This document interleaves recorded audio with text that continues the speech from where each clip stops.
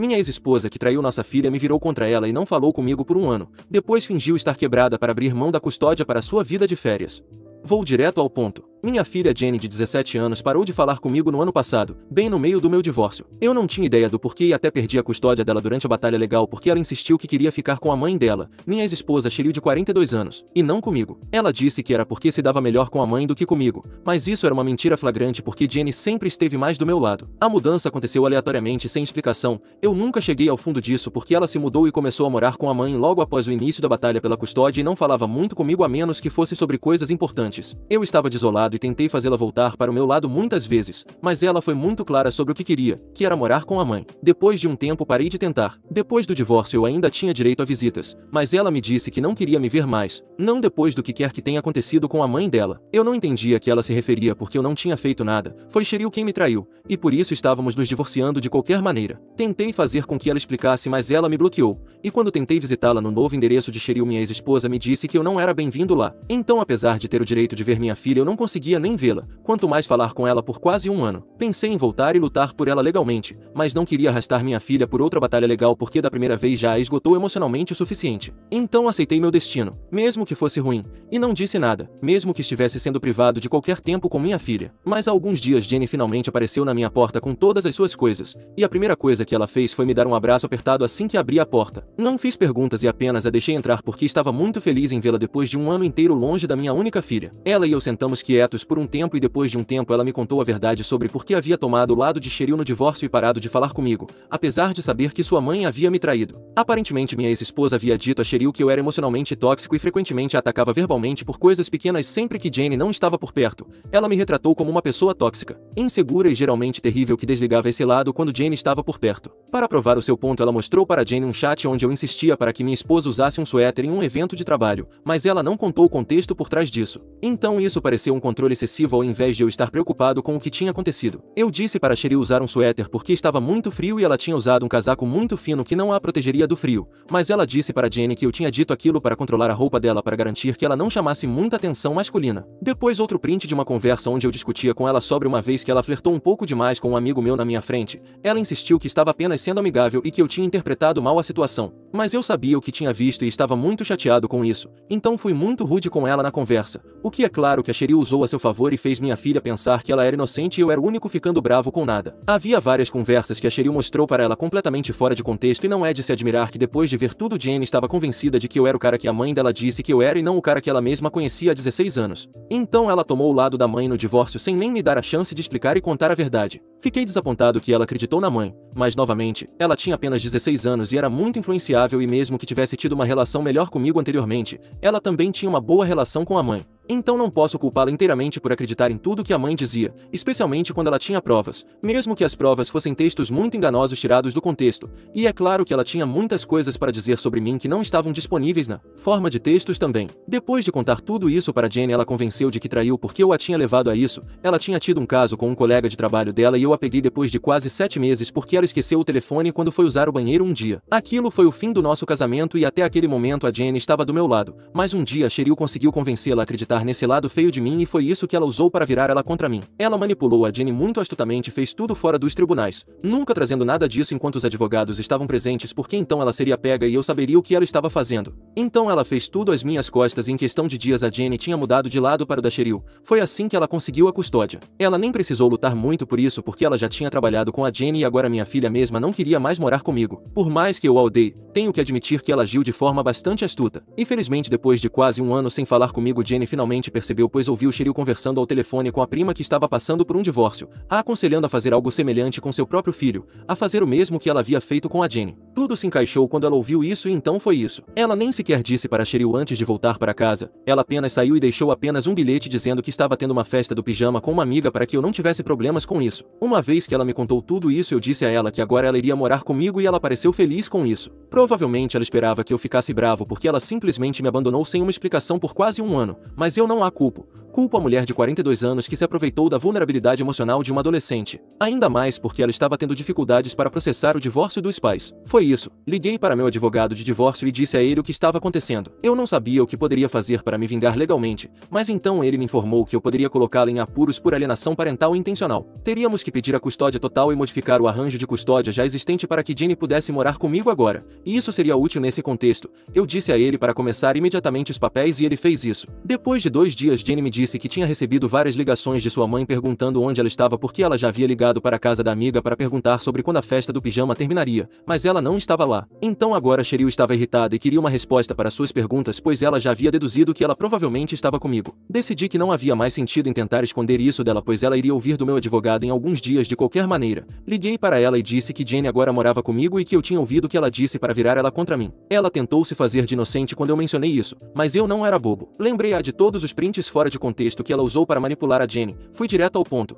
Disse a ela que ia garantir a custódia da Jenny agora e que ela precisava tomar cuidado com outro processo civil vindo em sua direção, seja por calúnia ou difamação, por causa das coisas que ela me acusou. Eu estava bravo e não pensava muito antes de dizer as coisas que estava dizendo, e de repente eu e Cheryl estávamos gritando um com o outro por causa do que eu disse a ela sobre outro processo civil. Ela estava realmente irritada porque aparentemente era ruim o suficiente que eu estivesse tentando tirar a filha dela e que eu não tinha direito de processá-la adicionalmente. Era ridículo que ela estivesse reclamando sobre isso porque na minha cabeça isso era o mínimo que eu poderia fazer. Eu disse a ela que não importava o que ela sentisse sobre a situação, isso ia acontecer e eu ia garantir que ela pagasse por tudo o que ela tinha feito comigo. Eu desliguei depois disso e não chequei meu telefone por horas porque nem mesmo queria falar com ela ou com mais ninguém naquele momento. Depois eu saí para uma caminhada e deixei a Jenny em casa sozinha por cerca de meia hora enquanto eu dava uma volta para me acalmar. Quando voltei para casa, Cheryl estava esperando na sala de estar por mim e a Jenny estava sentada em frente a ela parecendo que ia chorar. Foi a expressão da Jenny que realmente me irritou porque eu pude perceber que ela tinha sido gritada pela Cheryl, e depois do que ela tinha feito ela não tinha o direito de dizer uma palavra para nossa filha. Eu surtei com ela e tivemos uma briga enorme depois que eu disse para Jenny voltar para o quarto dela para que a mãe e eu pudéssemos conversar. A parte louca era que ela nem estava brigando comigo por causa da Jenny, ela estava brigando comigo porque acreditava que um processo civil era muito excessivo e que ela não podia mais arcar com isso. Depois de um pouco de gritaria ela desabou e me disse que tinha perdido o emprego alguns meses atrás porque tinha terminado com o cara com quem ela tinha tido caso e ele contou para todo mundo sobre o caso deles,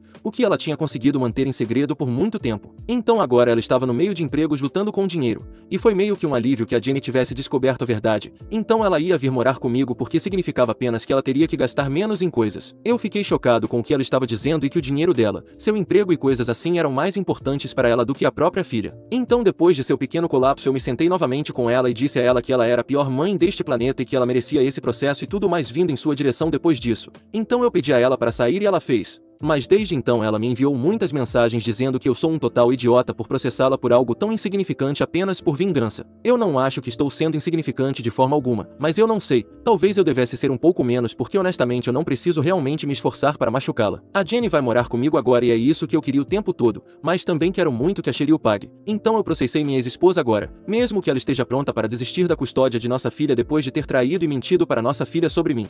Atualização. Então, não vou prosseguir com o processo civil. Eu li os comentários e a maioria das pessoas não viu nada de errado no que eu estava fazendo, mas para ser honesto, acho que quero resolver primeiro o caso da custódia antes de me esforçar para processar minha ex-mulher. A vingança não deveria ser minha prioridade agora, deveria ser o bem-estar da minha filha, e quanto menos envolvimento eu tiver com a Cheryl melhor para ambos. Eu disse ao meu advogado para cancelar o processo por difamação, mas obviamente ainda vamos prosseguir com a modificação da custódia. Ela já foi notificada e vamos nos encontrar com um mediador em alguns dias. Minha filha já me enviou todas as provas de que preciso, e quando perguntei a ela se queria que a mãe tivesse a custódia parcial ela me disse que não, e que queria que eu tivesse a custódia total porque depois do que aconteceu com a mãe dela outro dia ela nem queria mais ver ela. Ela se desculpou profundamente por me deixar para trás e nem mesmo se incomodar em me dar uma explicação para o comportamento dela. Aparentemente quando a Cheryl veio outro dia ela foi grosseira com a Jenny por se mudar para minha casa sem nem mesmo contar para a mãe sobre isso. Eu voltei para casa apenas 10 minutos depois da chegada dela, e esses 10 minutos foram suficientes para Cheryl dar uma bronca na Jenny sobre o quão ingrata e egoísta ela tinha sido em todo esse divórcio e situação de custódia. Ela disse que não só estava magoando a mãe, mas também me magoando primeiro, o que é verdade, mas como eu disse, foi principalmente culpa da Cheryl. Ela só queria manipular a Jenny para acreditar que tudo isso era de alguma forma culpa dela porque, como sempre, ela simplesmente não queria assumir a culpa, mesmo que fosse a culpada, e eu ainda estou colocando isso de uma maneira muito mais educada e respeitosa. Mas a forma como a Cheryl falava com a Jenny era muito mais brutal e cruel. Eu fui casado com a mulher por um pouco mais de 20 anos antes disso, eu sei o quão cruel ela pode ser quando quer, e foi surpreendente que ela nem mesmo poupasse a Jenny de enfrentar esse lado dela. Fico feliz que nossa filha tenha voltado para mim porque a Cheryl obviamente está muito mais interessada em besteiras irrelevantes do que em ser uma boa mãe, então seja o que for. Atualização 2. Então, Houve uma reviravolta realmente inesperada, mas não surpreendente. A Cheryl decidiu que queria desistir completamente da custódia da filha. Foi uma surpresa para mim e meu advogado e não tínhamos ideia do que fazer quando soubemos disso. Tenho que dizer que fiquei chocado que ela realmente tivesse feito isso porque até agora eu sempre acreditei que ela pelo menos teria um pouco de amor no coração pela Jenny, mas não mais pois ela não quer nada além de viver sozinha e economizar dinheiro. É estranho porque sei que ela está entre empregos e coisas assim, mas ser demitida de um lugar não significa que ela nunca mais vá conseguir um emprego. Isso é apenas uma fase temporária, então não consigo entender por que ela tomaria uma decisão tão permanente como terminar completamente seus direitos parentais por uma fase de sua vida. Hipoteticamente falando, mesmo que ela apenas optasse por direitos de visita, ela ainda não teria que gastar muito com a Jenny além de um fim de semana ou 2 no máximo. Talvez como a Jenny deixou bem claro que quer morar comigo e não com a mãe dela, mas seja como for eu acho loucura como ela está pronta para simplesmente abandonar a filha e eu tenho um pressentimento de que há mais nessa situação do que ela está nos revelando. Cheryl trabalhava em uma firma muito bem conceituada e era chefe de departamento, então ela recebia um bom salário. 3 meses sem emprego não são suficientes para deixá-la quebrada ou seja lá o que ela costumava ser. Ela também era muito cuidadosa com as economias, e a menos que tenha se esforçado para viver um estilo de vida gastador no último ano ela não poderia ter gasto todas as suas economias e se arruinado. Não faz sentido e eu sei que ela manteve o mesmo padrão de vida normal depois do nosso divórcio também. Como a Jenny morou com a mãe por 1 ano e ela confirmou que a Cheryl não começou de repente a viver como uma milionária após o divórcio, tenho minhas dúvidas e teorias, mas todas são improváveis por enquanto. Acho que só tenho que agradecer aos meus astros da sorte por ter a custódia total da Jenny sem ter que passar pelo problema de mais uma batalha legal após o ano passado. Acho que nenhum de nós queria isso, então de certa forma isso é bom para nós, estranho com certeza, mas ok. Atualização 3. Então, a Cheryl abriu mão de seus direitos hoje. Foi emocional, tenso e realmente terrível, mas acabou agora. A Jenny esteve chateada o dia inteiro, mas não há muito que possamos fazer. A Cheryl abraçou e beijou sua filha na testa pela última vez antes de sair, mas foi a última vez previsivelmente. Eu não gosto da Cheryl e definitivamente não confio nela depois de todas as coisas que ela fez com esta família, mas mesmo assim ela foi uma parte importante desta família por um tempo muito longo, e mesmo que tenha feito muitas coisas erradas, é difícil esquecer os bons momentos. Eu me sinto mal, assim como minha filha, mas estamos lá um para o outro e esperamos que possamos passar por esses tempos difíceis juntos. Não sei o que dizer mais porque mesmo que eu estivesse preparando mentalmente, tanto eu quanto a Jenny para esse dia por um tempo, eu não sabia o quanto nos atingiria quando finalmente acontecesse e terminasse. Parece estranho. Jenny não será mais legalmente filha da Cheryl, mas bem, é assim que é então. Não sei o que dizer ou como me sentir sobre tudo isso, mas meus sentimentos ficam em segundo plano agora. Estou principalmente preocupado com a Jenny. Ela é muito jovem e vulnerável para estar passando por tudo isso na idade dela. Isso simplesmente não parece certo para mim. Atualização 4. Então, tenho grandes notícias para todos que estão acompanhando nossa história. E com grandes notícias, não quero dizer felizes. É grande de uma maneira que te faz querer gritar de frustração. Hoje me encontrei com um amigo que é primo de 2º grau da Cheryl. Não descobrimos a conexão até depois de começarmos a namorar porque a Cheryl não é muito próxima de sua família. Ela foi criada pela mãe e esse meu amigo era parente dela pelo lado do pai que faleceu quando ela tinha 7 anos. De qualquer forma, nós estudamos juntos no ensino médio, então éramos amigos desde antes de eu conhecer a Cheryl. Fomos almoçar e eu tentei não falar sobre a Cheryl, a Jenny ou a situação entre nós três, mas acabou surgindo organicamente quando meu amigo me perguntou como eu estava emocionalmente. Acabei contando a ele tudo sobre o tipo de turbilhão emocional que passei nas últimas semanas. Não tinha falado sobre essas coisas em detalhes com nenhum dos meus amigos porque parecia muito pessoal e perturbador para discutir. Falei sobre isso com meus pais, mas todo mundo sabe que não é a mesma coisa que discutir com um amigo. Meu advogado é um amigo, mas também é advogado, então era difícil ter uma conversa sincera sobre essas coisas com ele sem que se tornasse uma discussão sobre nosso próximo passo legal. Então essa foi praticamente a primeira vez que falei sobre isso com um amigo.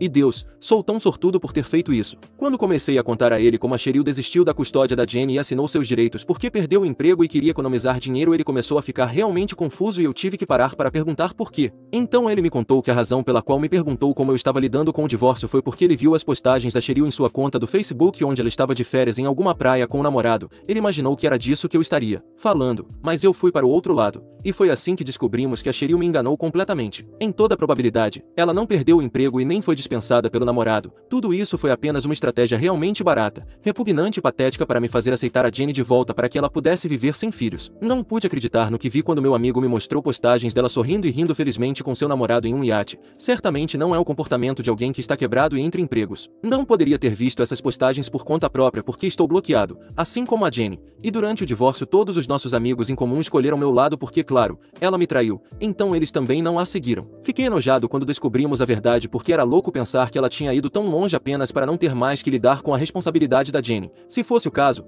ela poderia ter me contado e eu teria aceitado a Jenny de bom grado, mas não. Ela queria se retratar como a vítima e fez algo tão baixo que eu literalmente não conseguia nem dizer nada depois que vi aquele post dela. Eu e meu amigo apenas sentamos em silêncio em nossa mesa por um tempo enquanto eu tentava processar isso. Tentei inventar desculpas para ela em minha cabeça, mas simplesmente não consegui. Eu já tinha feito o suficiente por ela nos últimos meses, mas simplesmente não consegui desculpar esse comportamento, não depois de ela ter escolhido voluntariamente machucar a Jenny apenas para se divertir. Lembro-me do quanto a Jenny estava emocionalmente devastada no dia em que abriu mão de seus direitos como mãe. E como se isso não bastasse, agora descubro que era apenas uma grande mentira que ela nos contou para se proteger. Não sei o que fazer agora, especialmente porque sei que tenho que contar para a Jenny. Eu lhe devo a verdade, sei que isso vai partir o coração dela, mas ela precisa saber.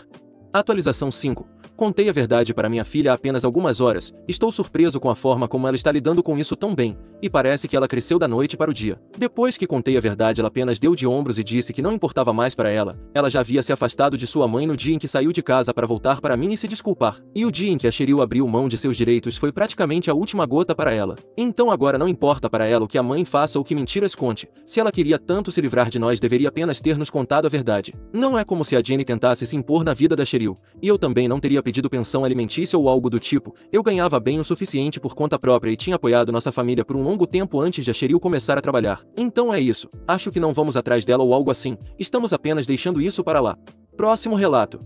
Karen me persegue pelo supermercado por causa da minha bolsa. Então, isso aconteceu há alguns dias e quanto mais penso nisso, mais perturbada fico. Para dar um contexto, sou uma grande entusiasta do teatro musical e há alguns anos tive a oportunidade de assistir ao Fantasma da Ópera em Seattle. Como lembrança, comprei uma sacola com o logo do espetáculo estampado, da qual ainda gosto muito. Agora o espetáculo está sendo apresentado em um teatro na minha região e tem sido muito comentado localmente. Fui assistir neste fim de semana e decidi usar a minha sacola do Fantasma por um tempo, já que minha paixão pelo show foi revigorada e a sacola é um ótimo ponto de partida para conversas com outros fãs de teatro que possam reconhecer a referência da minha sacola. Agora vamos montar o cenário. Há alguns dias fui ao supermercado perto do meu apartamento para comprar alguns alimentos bem comuns, e ao entrar vi um caixa com quem tenho amizade trabalhando no quiosque de autoatendimento. Parei para conversar com ele por alguns minutos. Minha sacola estava pendurada no meu ombro, claramente visível da entrada. Após alguns minutos de conversa, senti um toque no meu ombro e me virei para atender quem estava tentando chamar minha atenção, encontrando uma mulher de aparência bastante normal, nada que indicasse que ela fosse do tipo problemática.